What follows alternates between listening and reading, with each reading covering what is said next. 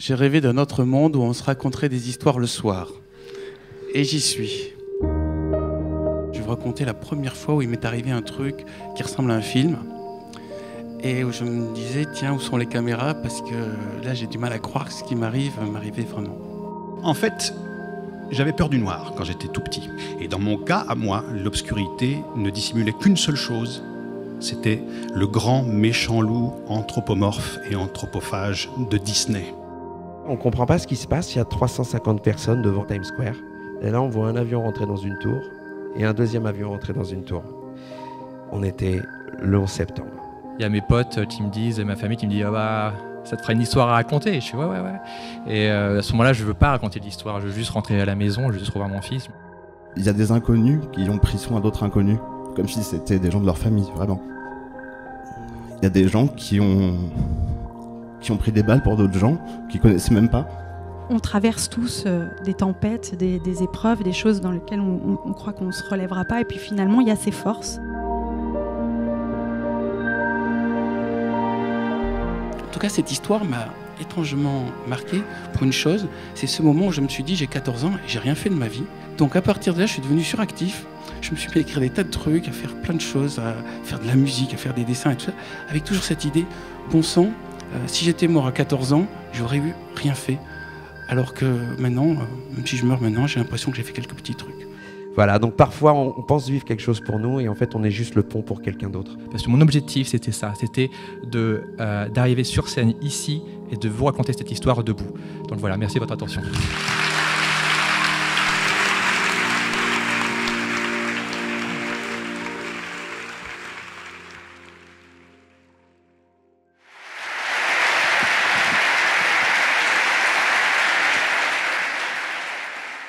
Notre invitée suivante, elle est spécialiste de physique quantique. Alors rassurez-vous, vous n'avez pas besoin de comprendre la physique quantique pour suivre l'histoire qui vient. Il faut juste garder cette idée en tête, l'idée que dans le monde des atomes et des particules élémentaires, il se passe des choses très très bizarres, très étranges par rapport à ce qui se passe à notre échelle à nous. Mais parfois, entre ces deux mondes, il y a des connexions qui se font. Et c'est ce que va venir nous raconter notre prochaine invitée. Merci d'applaudir Célia.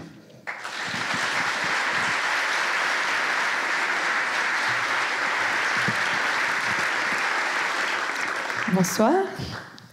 Alors effectivement, en physique quantique, il y a un phénomène qui me plaît beaucoup et qui s'appelle la dualité onde-corpuscule. Alors ne partez pas tout de suite. C'est un principe qui dit que toutes les particules qui composent l'univers, elles peuvent être à la fois vues comme des petits corpuscules, des petites quantités d'énergie, mais aussi comme des ondes, des vagues à la surface des océans. Et on ne leur demande pas de choisir, parce qu'elles sont les deux à la fois, intrinsèquement. Et moi, je suis un peu jalouse, parce que des fois, je me sens un peu onde et corpuscule à la fois, et moi, on me demande beaucoup de choisir. Je m'explique. Moi, je me suis très souvent sentie partagée entre l'envie de faire une carrière artistique et l'envie de faire une carrière scientifique.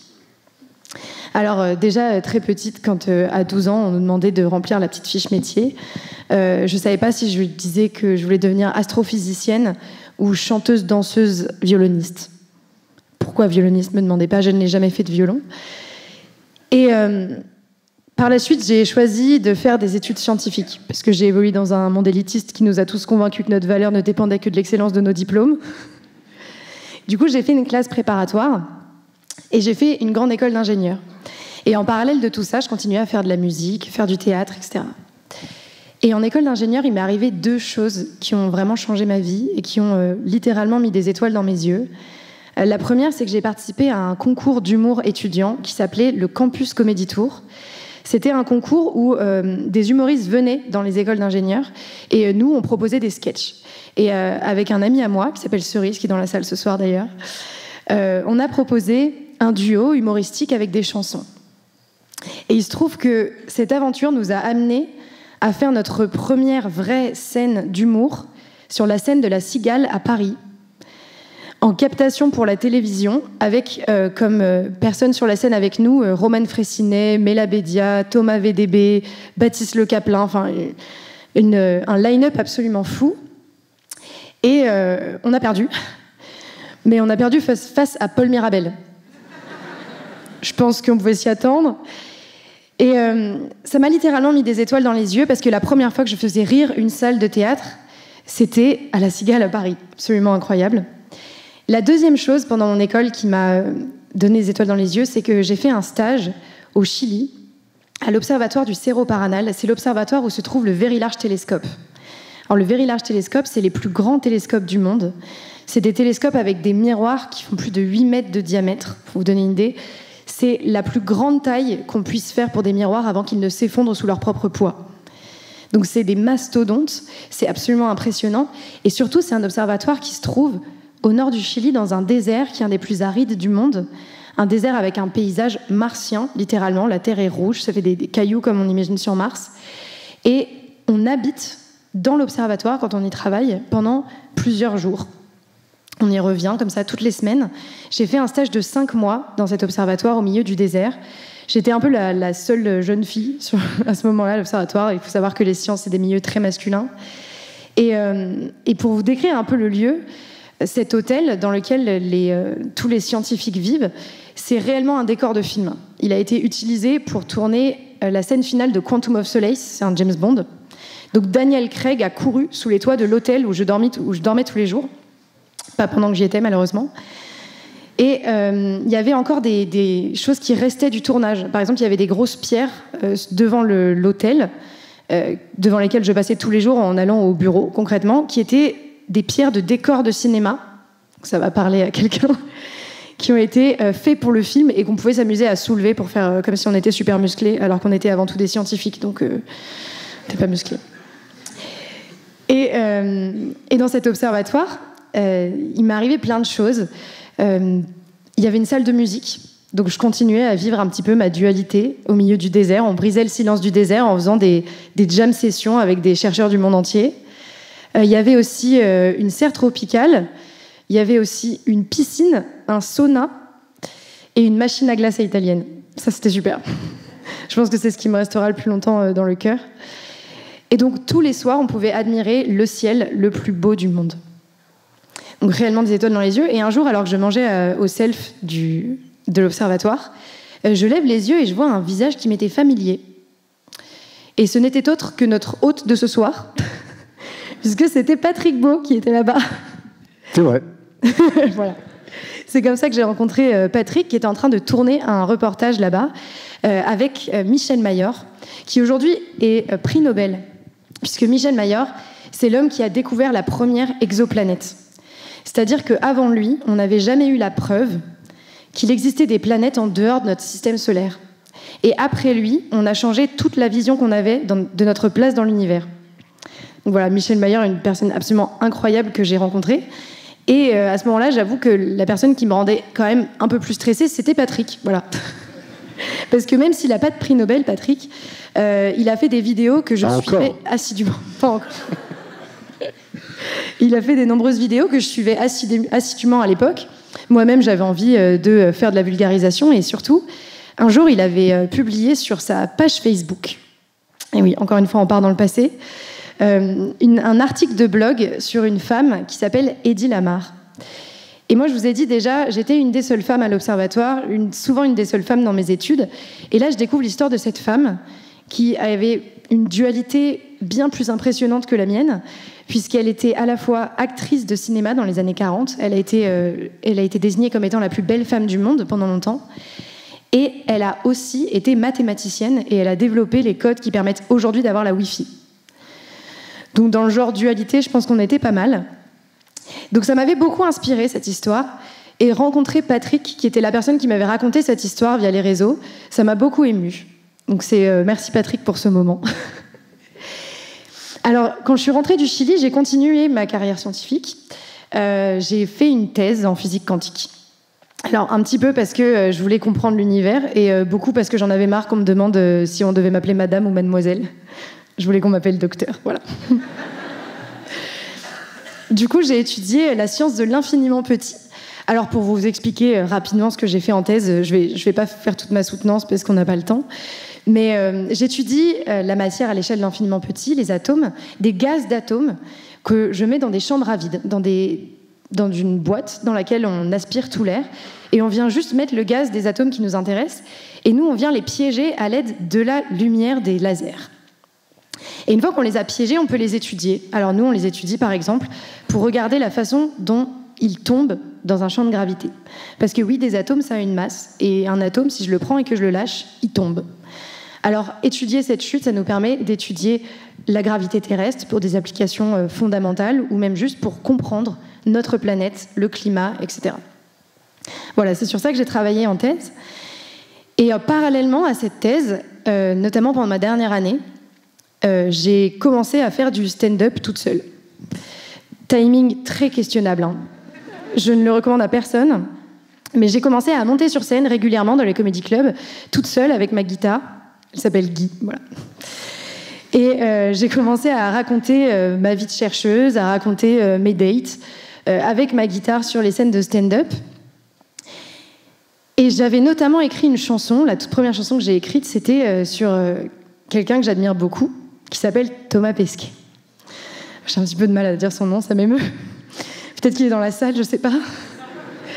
J'ai écrit une chanson sur Thomas Pesquet, et je la chantais dans toutes les caves de Bordeaux, parce que les comédie clubs, c'est souvent dans des caves quand même. Et ça me tenait à cœur. Donc je continuais parallèlement à faire de la recherche, et au cours de ma thèse, j'ai eu l'occasion de participer à une expérience à nouveau extraordinaire. Or, pas dans le désert cette fois, mais dans un avion. Parce que je vous ai expliqué que je faisais des outils quantiques qui veulent étudier la gravité, mais en fait, le but, c'est d'emmener ces outils quantiques à bord de satellites dans l'espace. Histoire de faire simple, quoi.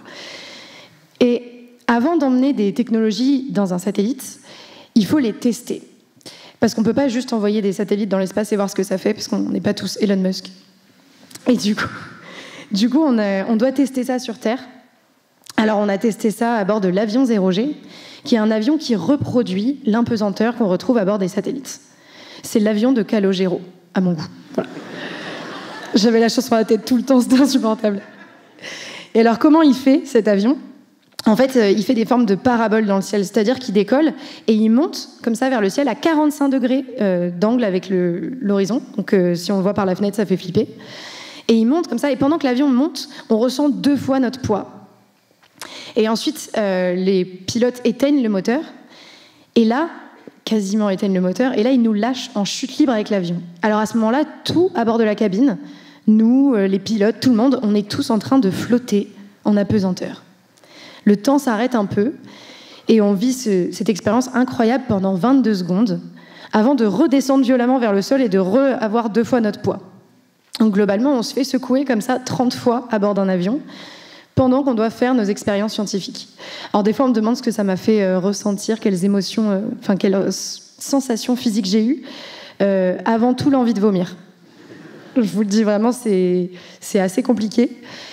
Et alors que j'étais en train de faire cette expérience, j'étais en train de changer des petits paramètres comme ça. Là, je vois quelqu'un sortir de la cabine de pilotage. Et c'était Thomas Pesquet. Et donc, j'étais en train de travailler, puis il est venu comme ça vers moi. Bon, il n'avait pas trop le choix, comme il n'y a qu'une seule allée dans l'avion, il est obligé. Mais je pense qu'il est venu pour moi. Et là, il y a quelqu'un qui nous a présentés. Il a dit, bah voilà, Célia rencontre Thomas. Thomas, Célia. Il se trouve que Célia, elle hésite un petit peu dans sa carrière à faire des sciences ou de l'art. Parce que mes collègues le savaient un peu. Et alors moi, j'étais totalement paniquée.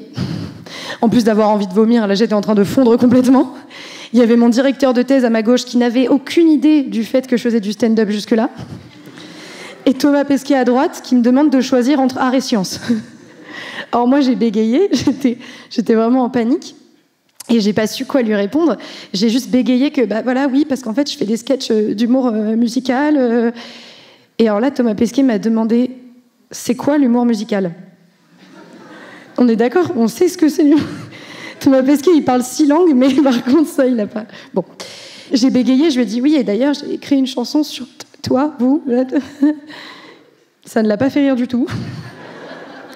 Et après, il a dû partir parce qu'on allait recommencer à faire de la 0G. Et bon, la petite histoire, c'est aussi qu'après, je lui ai un peu volé un selfie parce qu'il voulait pas faire de selfie, mais sans qu'il le sache, j'ai pris un selfie avec lui pendant qu'on volait, voilà. Un peu la honte. En vrai, c'est une vidéo, on voit qu'il me juge dans la vidéo. Donc voilà, après, pendant 1 an, avoir chanté son nom dans des caves, bah, j'ai un petit peu raté ma rencontre avec Thomas Pesquet. Mais bon, j'avais toujours ce doute en moi, finalement, art et sciences, quoi faire. Et puis, malgré cette discussion avec mon conseiller d'orientation, Thomas Pesquet, j'ai pas vraiment réussi à choisir. Et voilà, aujourd'hui, j'ai toujours pas choisi. Aujourd'hui, je travaille au Centre national d'études spatiales, le CNES, c'est un peu la NASA, mais la version française. Et du coup, je continue à faire des comédie clubs à Toulouse. Je continue à préparer mon spectacle. Et j'ai toujours pas choisi. Du coup, je sais pas si je suis onde ou si je suis particule, mais je sais que j'aime les sciences, j'aime beaucoup en parler, et j'aime aussi beaucoup faire de l'humour. Du coup, en général, ma conversation, c'est une sorte de mélange entre des faits que j'apprends aux gens et des blagues. Je suis un apéricube, en fait. Voilà. Merci beaucoup.